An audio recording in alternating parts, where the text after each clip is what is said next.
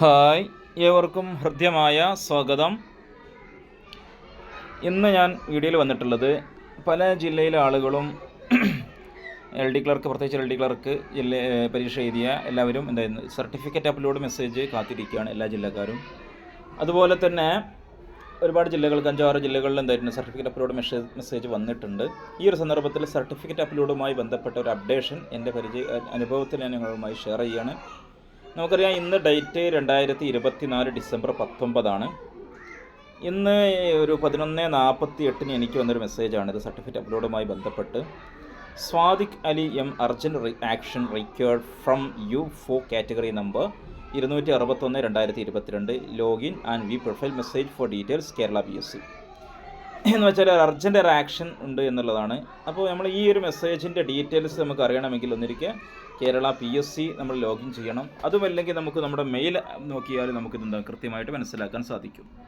അപ്പോൾ നമ്മൾ സാധാരണഗതിയിൽ ഒന്നുകൂടി വ്യക്തമാക്കുക, നമ്മൾ എന്താണ് ഈ മെസ്സേജ് കൊണ്ട് ഉദ്ദേശിക്കുന്നത് ചില ആളുകൾ ചിലപ്പോൾ അറിയില്ല. അപ്പോൾ അവർ ചിലപ്പോൾ PSC പരീക്ഷ എഴുതി തുടങ്ങുന്ന ആളുകളായിരിക്കാം, അതല്ലെങ്കിൽ PSC പരീക്ഷയ്ക്ക് പഠിക്കണമെന്ന് ഉദ്ദേശിക്കുന്ന ആളുകളായിരിക്കാം, അതല്ലെങ്കിൽ പരീക്ഷ എഴുതി ഇതുവരെ എഴുതിയ പരീക്ഷയ്ക്ക് നല്ല നിലവാരമുണ്ട്, എൻ്റെ റിസൾട്ട് കാത്തു നിൽക്കുന്ന ആളുകളായിരിക്കാം. അപ്പോൾ അവർക്ക് എവിടെയെല്ലാം ഇവരെ മെസ്സേജുകൾ കാണാൻ കഴിയും, എവിടെയാണ് ഇതിൻ്റെ കൃത്യമായ സന്ദേശം നിങ്ങൾക്ക് ലഭിക്കുക എന്നുള്ളതുമായി ബന്ധപ്പെട്ട ഡീറ്റെയിൽസിലേക്കാണ് നമ്മൾ കടക്കുന്നത്. അപ്പോൾ ഇങ്ങനൊരു സർട്ടിഫിക്കറ്റ് അപ്ലോഡ് മെസ്സേജ് നിങ്ങളുടെ ഫോണിലെ നമ്പറിലേക്ക് വരും. ഇനി മുമ്പ് ഈ സർട്ടിഫിക്കറ്റ് അപ്ലോഡ് ചെയ്ത ആളുകൾക്കും ഈ മെസ്സേജ് വരും. കാരണം ഞാൻ മുമ്പ് സർട്ടിഫിക്കറ്റ് അപ്ലോഡ് ചെയ്ത വ്യക്തിയാണ്.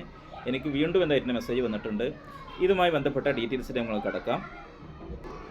അതെ, ആ മെസ്സേജിൻ്റെ ഡീറ്റെയിൽസ് നമ്മുടെ മെയിലിലും എത്തിയിട്ടുണ്ട്. ഈ മെയിലിൽ 11:51 മെസ്സേജ് എത്തിയിട്ടുള്ളത്. 11:51 ശ്രദ്ധിച്ച് നോക്കിയാൽ കാണാൻ കഴിയും. 51 മെസ്സേജ് എത്തിയിട്ടുള്ളത്. അപ്പോൾ അതിൻ്റെ ഡീറ്റെയിൽസ് ഇങ്ങനെയാണ്. കേരള KPSC ആംബുലൻസ് അസിസ്റ്റൻ്റ് ആണ്. Category number 261/22 sports and youth affairs department. ഇതാണ് message. Scan and upload clear image of original document. Original document എന്ത് ചെയ്യാം, സ്കാൻ ചെയ്ത് അപ്ലോഡ് ചെയ്യുക എന്നുള്ളതാണ്. Documents to prove identity card വേണം. അത് ആധാർ ആയിരിക്കുക. അതുപോലെ ഏജ്, അതുപോലെ ഡേറ്റ് ഓഫ് ബർത്ത് കാണിക്കാൻ SSLC ബുക്ക് അപ്ലോഡ് ചെയ്യണം. അതുപോലെ സർട്ടിഫിക്കറ്റ് ആൻഡ് മാർക്ക് ലിസ്റ്റ്, നമ്മുടെ SSLCയുമായി ബന്ധപ്പെട്ട SSLC 8ാം ക്ലാസ് അതുമായി ബന്ധപ്പെട്ട് എന്ത് ചെയ്യാം.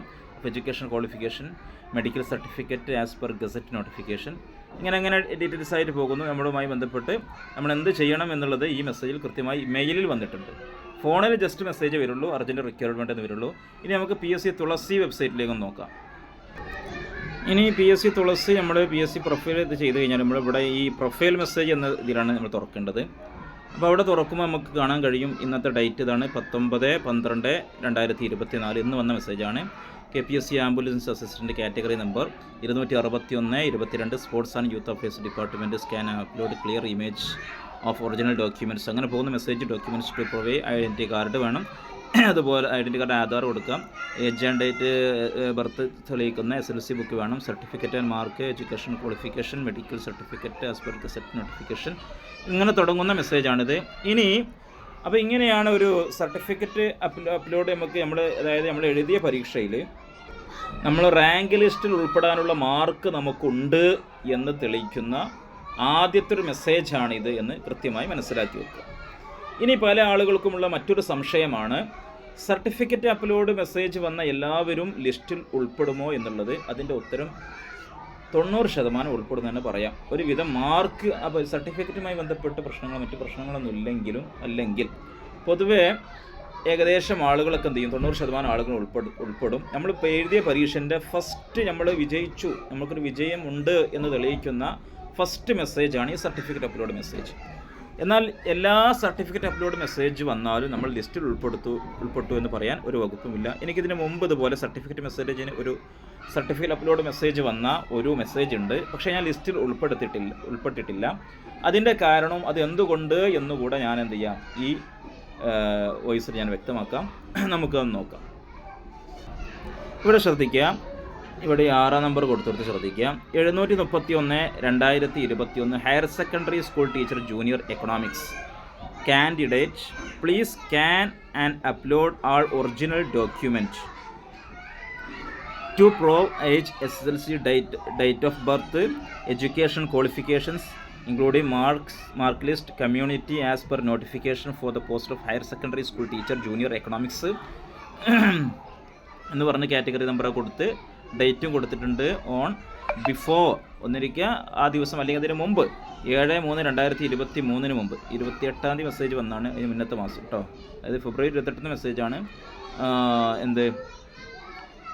മാർച്ച് 7 മുമ്പ് ഏകദേശം 7, 8, 9, 10 ഏകദേശം ഒരു 8, 9, 10 ദിവസമൊക്കെ ഉണ്ടാവും. അങ്ങനെയാണ് ഇതിൻ്റെ കാലാവധി ഏകദേശം വരുന്നത്. ഇവിടെ കൊടുത്തത് ഇപ്പം ഇന്ന് വന്ന മെസ്സേജാണല്ലോ. അപ്പോൾ ഇവിടെ നോക്കാം. ഇതിൻ്റെ ഡേറ്റ് കൊടുത്തിട്ടുള്ളത് എന്നാ ഇതാ ഓൺ ഓർ ബിഫോർ 26/12/2024. ഏകദേശം ഇന്നിപ്പോൾ എത്ര ഡേറ്റ് 19 ആണല്ലോ. 19 വലിയ ദിവസമല്ല, ഒരു 7-8 ദിവസം, ഏകദേശം ഒരാഴ്ച എന്നൊക്കെ പറയാം. അത്രയേ ഉണ്ടാവുള്ളൂ സർട്ടിഫിക്കറ്റിലൂടെ മെസ്സേജ് വന്നു കഴിഞ്ഞാൽ നമുക്ക് കിട്ടുന്ന സമയം. ഞാൻ പ്രത്യേകം പറയാൻ കാരണം പല ആളുകളും പിന്നെ എന്താ പറയുക LD ക്ലർക്കിൻ്റെ ലിസ്റ്റിൽ ഉൾപ്പെടാൻ സാധ്യതയുള്ള ആളുകളൊക്കെ ഉണ്ടാവും. മലപ്പുറം ജില്ല, അതുപോലെ കോഴിക്കോട്, പാലക്കാട് ഇങ്ങനെ ജില്ലകളിലൊക്കെ ഇനി അപ്ലോഡ് മെസ്സേജ് വരാനുണ്ട്. അപ്പോൾ അവർക്ക് കൂടെ ഉപകാരപ്പെടട്ടെ എന്ന നിലക്കാണ് പറയുന്നത്. അപ്പോൾ അവർ ഇതുമായി ബന്ധപ്പെട്ട് പിന്നെ അവരെ കമ്മ്യൂണിറ്റി തെളിയിക്കുന്ന സർട്ടിഫിക്കറ്റ് മറ്റു വിഷയങ്ങളെല്ലാം റെഡിയാക്കി വെക്കണം. ഏത് സമയത്തും വിളിച്ച പെട്ടെന്ന് കൊണ്ടു കൊടുക്കാൻ നമുക്ക് കഴിയണം. നമ്മൾ അത് അപ്ലോഡ് ചെയ്യാൻ നമ്മളെന്താണ് കൃത്യമായിട്ട് ശ്രദ്ധിക്കുകയും വേണം. ഏറ്റവും നല്ലത് കേരള PSCയുമായി അടുത്ത കഫകളിലൊക്കെ അപേക്ഷിച്ചാൽ തെറ്റില്ലാതെ നമുക്ക് എന്തെങ്കിലും ചെയ്യാൻ കഴിയും. ഇതാണ് നല്ലത്. അല്ലാതെയും കഴിയുന്നവർക്ക് അങ്ങനെയും ചെയ്യാവുന്നതാണ്. കാരണം അവർക്ക് എക്സ്പീരിയൻസ് ഉണ്ടായിരിക്കും. എക്സ്പീരിയൻസ് ഉള്ള ആൾക്കാർ ചെയ്ത് നമ്മുടെ ഒരു പ്രധാനപ്പെട്ട സംഭവമാണല്ലോ. അപ്പോൾ ഇത് കൃത്യമായി എല്ലാവരും ശ്രദ്ധിക്കണമെന്ന് പ്രത്യേകം ഓർമ്മപ്പെടുത്തുന്നു. അപ്പോൾ ഞാൻ ഈ പറഞ്ഞതിൻ്റെ ബാക്കി നേരത്തെ പറയാം. അതായത് എനിക്ക് ഇവിടെ ഇങ്ങനൊരു മെസ്സേജ് വന്നു 731/2021 ഹയർ സെക്കൻഡറി സ്കൂൾ ടീച്ചർ അല്ലേ. അവിടെ അങ്ങനെ ഒരു മെസ്സേജ് വന്നതിന് ശേഷം പിന്നെ ഞാൻ ലിസ്റ്റിൽ ഉൾപ്പെട്ടില്ല. ഇവിടെ എന്തായില്ല, ഈ 731/2021 എന്ന ഈ ഒരു ലിസ്റ്റിൽ ഞാൻ എന്തായില്ല ഉൾപ്പെട്ടിട്ടില്ല. അതിൻ്റെ ഒരു കാരണം എന്താ വെച്ചാൽ പല കാരണങ്ങളുണ്ടാവും ഉൾപ്പെടാതിരിക്കാൻ. അതായത് PSC നമുക്ക് ഹയർ സെക്കൻഡറി അധ്യാപകനായ ക്വാളിഫിക്കേഷനായിട്ട് ഞാൻ കൊടുത്തിരുന്നു പറഞ്ഞാൽ MAയും PGയും നെറ്റും എനിക്കുണ്ട്. അപ്പോൾ PGയും നെറ്റും വെച്ചായിരുന്നു ഞാൻ അപേക്ഷിച്ചിരുന്നത്. പക്ഷേ നോട്ടിഫിക്കേഷനിൽ തന്നെ പറയുന്നുണ്ട് B.Ed ഇല്ലാത്തവരുണ്ടെങ്കിലേ നമ്മുടെ ക്വാളിഫിക്കേഷൻ പരിഗണിക്കൂ എന്ന് അതിൽ പ്രത്യേകം പറയുന്നത് കൊണ്ട് എനിക്ക് സർട്ടിഫിക്കറ്റ് അപ്ലോഡ് മെസ്സേജ് വന്നെങ്കിലും ഞാൻ സർട്ടിഫിക്കറ്റ് അപ്ലോഡ് മെസ്സേജ് വന്നപ്പോൾ ഞാൻ കരുതി നമ്മൾ പരീക്ഷ എഴുതി അപ്ലൈ ചെയ്തു ആദ്യം, പിന്നെ ഹാൾ ടിക്കറ്റ് വന്നു, അതിന് പിന്നെ കൺഫർമേഷൻ കൊടുത്തു, പിന്നെ ഹാൾ ടിക്കറ്റ് വന്നു, പരീക്ഷ എഴുതി. ഈ സമയത്തൊന്നും നമ്മളെന്തായിട്ടില്ല, തടഞ്ഞിട്ടില്ല, നമുക്ക് പരീക്ഷ എഴുതാനൊക്കെ ഇത് കിട്ടി. പക്ഷേ പിന്നെ സർട്ടിഫിക്കറ്റ് അപ്ലോഡ് മെസ്സേജ് അതും വന്നു.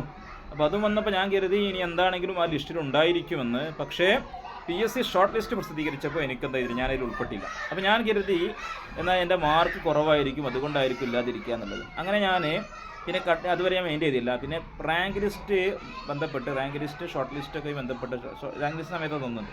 റാങ്ക് ലിസ്റ്റ് സമയത്ത് ഞാൻ മാർക്ക് നോക്കിയപ്പോൾ അവിടെ വന്ന മാർക്ക് കട്ട് ഓഫ് വന്നിട്ട് ഏകദേശം 43-44 റേഞ്ചാണ് തോന്നുന്നു. എന്തായാലും 50ൻ്റെ ചോടെയാണ്. ഞാൻ എൻ്റെ മാർക്ക് ചെക്ക് ചെയ്ത് നോക്കിയപ്പോൾ എനിക്ക് 58 മാർക്കുണ്ട്. കഴിഞ്ഞ വർഷം അതിൻ്റെ മുമ്പത്തെ ഇതിൽ ഏകദേശം 1ാം റാങ്ക് 2ാം റാങ്ക് കിട്ടിയ ആളുകളുടെ മാർക്കുണ്ട് അത്ര. അങ്ങനെ ഞാൻ PSCയുമായി ബന്ധപ്പെട്ടപ്പോൾ എനിക്ക് അറിയാൻ സാധിച്ചത് അവരങ്ങനെയാണ് ഇതിൻ്റെ കാരണം പറഞ്ഞത്. അപ്പോൾ ഇതൊരു തലതിരിഞ്ഞിട്ട് ഏർപ്പാടാണ് എന്ന് നമുക്ക് പറയാം. വേറെ വല്ലതും ഉണ്ടായിരിക്കാം, നമുക്കറിയില്ല. നമുക്ക് ഒറ്റയടിക്ക് അത് ഉൾക്കൊള്ളാൻ കഴിഞ്ഞില്ല. കാരണം നമുക്കൊരു പരീക്ഷ അപ്ലൈ ചെയ്താൽ തന്നെ നമുക്കറിയില്ല B.Ed ഉണ്ടോ ഇല്ല എന്നുള്ളത്. പിന്നെ നമ്മുടെ കൺഫർമേഷനും അതുപോലെ തന്നെ വീണ്ടും അതിന് ശേഷം നമ്മുടെ പരീക്ഷ എഴുതിപ്പിക്കേണ്ട ആവശ്യമുണ്ടോ എന്നുള്ളത് ചിന്തിക്കേണ്ട വിഷയമാണ്.